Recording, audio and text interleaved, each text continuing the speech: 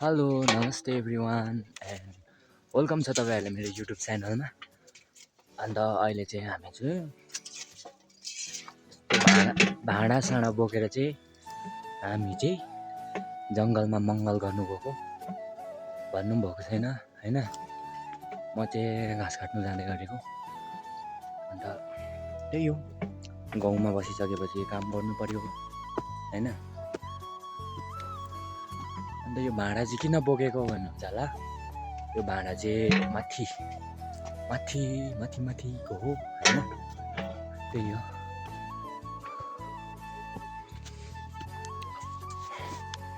अन्त यहाँबाट चाहिँ यस्तो भ्यू देख्छ है गाउँको हल्का। अहिले समथिङ 7:30 भयो होला होइन। त्यही हो, घाम लागिरहेछ।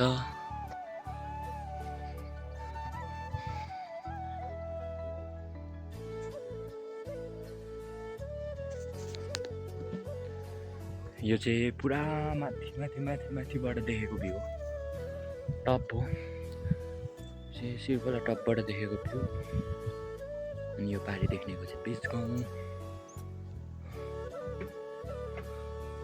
यो चाहिँ मेरो घर भन्नुभएको छैन, यो चाहिँ मेरो किचन हो।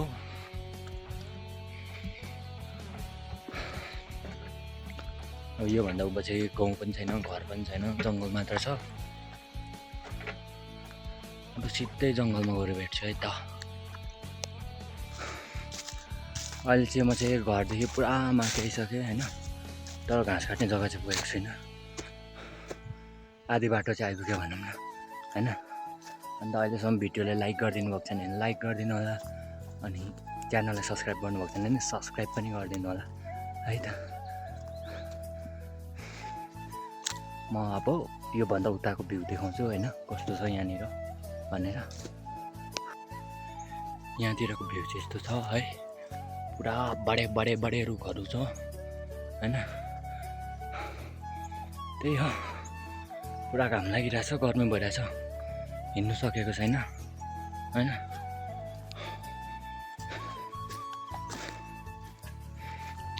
यो चाहिँ एउटा ट्रेकिङ रुट पनि हो होइन। अन्त त्यही हो त्यही हो, के गर्नु। यो घाम देखेर मलाई रुनु मन लाग्छ, तर के गर्नु, एक्लै रोएर के गर्नु, आँसु पुस्तिने मान्छे छैन हो।